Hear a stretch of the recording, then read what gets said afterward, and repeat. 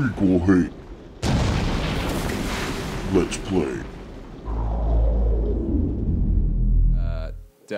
The Heaven at the Edge of the World, Samantha Greenbrier, Grade 2. Story The Turtle People, Part 1. Captain Allegra looked over at the ocean. I went on forever, or so it seemed. Someday, she would find the edge and get to the paradise there. Then she heard a cannon fire. Boom! It was the black pirate ship. Why's it gotta be black, you ask? She yelled, I thought we lost them at Horse Island. Wait, what? The first mate said, looks like you thought too soon. The black ship, there it comes again, came up along the side. Captain Black, come on. You're not even trying, kid. Himself came out on the deck of the black ship. He yelled to Captain Allegra, you never gonna find it. There ain't no paradise, and your father were a lair. Captain Allegra yelled back, then why do you keep following us, you imbecile? The first mate yelled out, we'll stop you, Captain Black. We'll find the edge of the world, and you'll see her father was no lair. The battle kept going until Captain Allegra's ship got away. Now west, she said, and the ship sailed towards the sunset.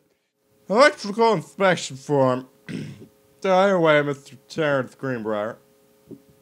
Wiring in the house is technically up to safety and amperage requirements. However, multiple layers of wiring have been added into structure over the last 100 years. System is frequently unpredictable. Lights blink out for no clear reason. Pressure on floorboards and door frames disrupts circuit wires directly behind the surface. Properly reworking the electrical system would be highly destructive to the walls, floor, and pictures of the structure. Fixtures, I'm sorry. After discussion with Mr. Greenbrier, since there are no current safety concerns, issues will not be addressed. Black Signed, Cock Harold Price Jr. You said Black Cock Electrical? A Black Cat Electrical. Grab lid. Throw the lid. That's all of his books. Oh, it's second book. Uh-oh. Oh, Nudie Mac. Found it. Oh, yes! Gentleman. Moscow by Night. Drugs, prostitution, the mafia. Japan's bloody war on dolphins. The new rules of love. Ladies in the ring. Wrestling. I can't believe it. Wait, what's on the back? You can't turn it around. You can't turn it Can you around. turn this one? Fresh. Read tells about their worst moments ever. 90210. Does anybody still care? I was a teenage drag queen. The male gaze. How to subvert it. Sarah Hoth, not gathering moss. You get it? Because it sort of rhymes. Hi, Lonnie. So if you wanted to come over to my house still as of afternoon, that will be cool. I can drive. It's kind of far, and I can drive you home, so hopefully that's fine. Right back and leave this in... what? In my locker. Good God. If you still want to, and we can meet in the parking lot after 6. Oh, shit. Samantha. Oh, yeah, I'm totally in. See you there. Then I'm going to kick your butt. Get ready. I thought that was a dick. Dude, I did too. Is that a Kamehameha? Game. Got your number. Are you going with the dance to anyone? Who's got a crush on you? Are you going with the dance to anyone? Are you going? I'm half dyslexic. Half? Do you like sports? Mild dyslexia. Would you introduce me to your friend? Are you busy Friday? So dreamy. It's so dreamy. Hi, Lonnie. I wrote this in first period and left it in your locker on the way to second. It's what all the cool kids are doing. I've decided. Rat me back. Also, here's an idea for something to draw. 2 cats on a motorcycle. Hey, that's a good idea. What all the cool kids are actually doing. It's sending each other pages in their beepers.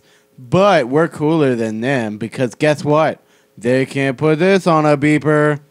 And it's two cats on a motorcycle in the desert with How an come one's alien. a big cat and one's a little cat? The alien abducted one of them and gave him superpowers.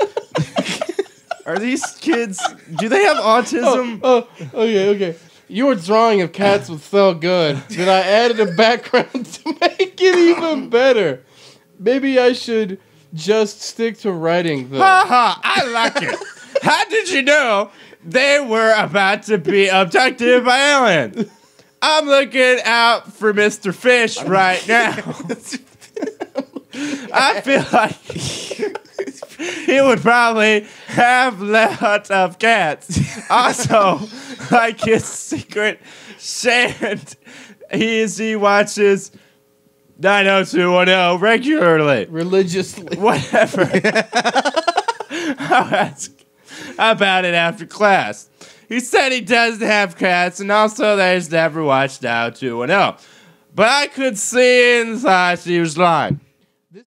Hey, Sam, do you want to see Pulp Fiction after school at the Coliseum?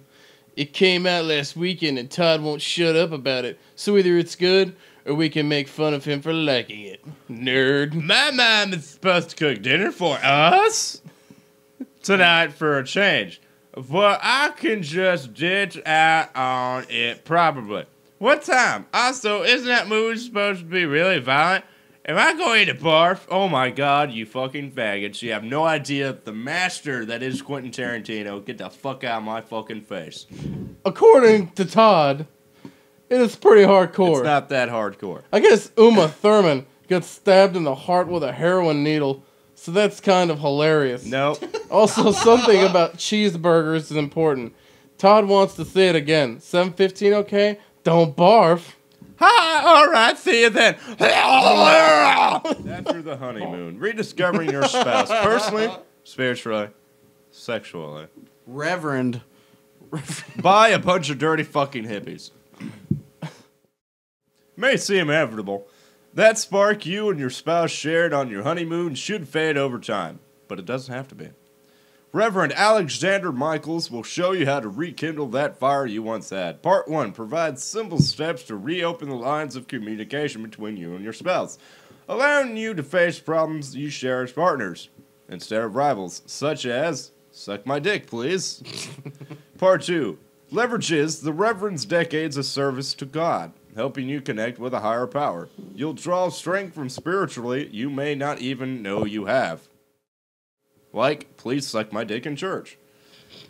Part 3, often a number of fresh and exciting ideas for the bedroom, including a few things that may surprise you, like, hey, suck both my dicks. Watercolor technique for florals and still lifes. Are you a watercolor? Are you a watercolorist looking to improve your skill? So was Bradford Gregory once. Since he began painting with watercolors at the age of 40, he has gone on. Come on. Seriously, dude? Seriously? He has gone on to win countless awards, national and international exhibitionists. Now, with watercolor technique for florals and still lifes, he shares his years of watercolor experience with you. And when I mean years, I mean about 2 of them. This pic doesn't contain lists of rules. This big?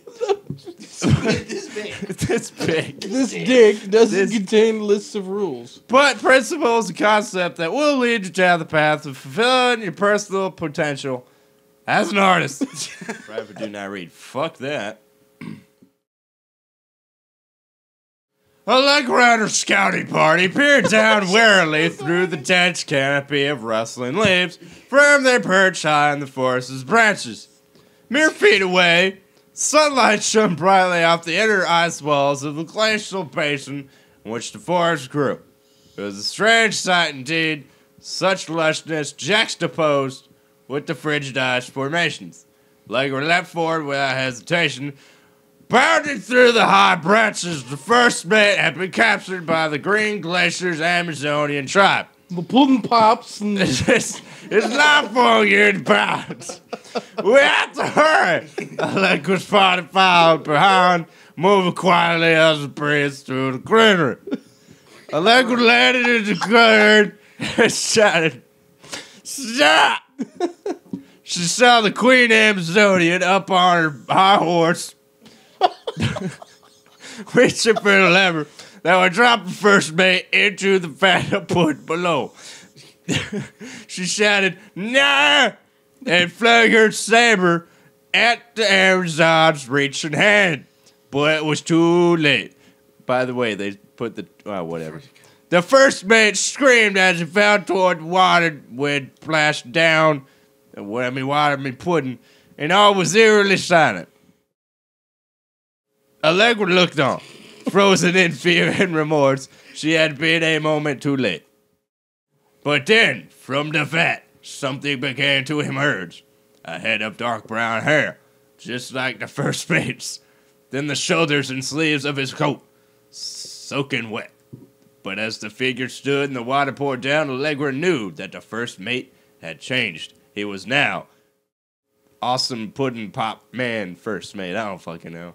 He was no longer a man at all. In fact, what looked back at her were the eyes, the face, the hair, and the hands and bodies of a woman. Whoa. Okay. Still in the first mate's clothes, still the first mate. She spoke in a soft, clear voice, Cotton. The Amazonian queen. Dude, I almost said queer. well, technically, you'd have been right. Yeah, I guess so. She is one of us now. She is ours. Allegra drew her magical flintlock pistols. Why are they magical?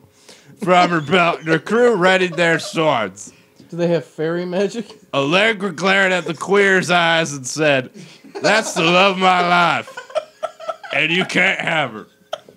Dear Samantha, I would like to cordially thank you for having me to your abode for the Thanksgiving holiday with your lovely family.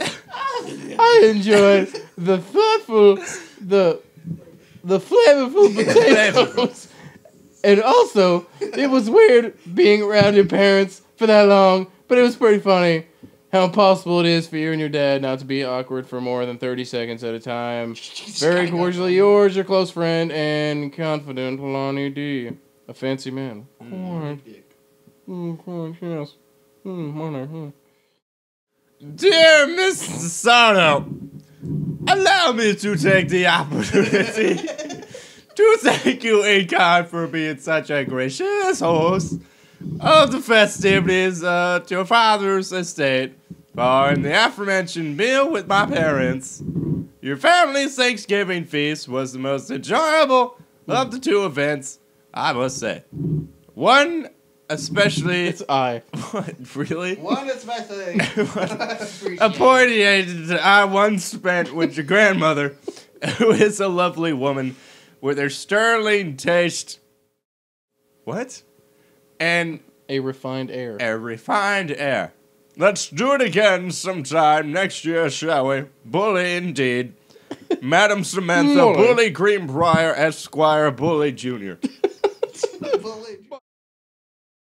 Fucking seriously?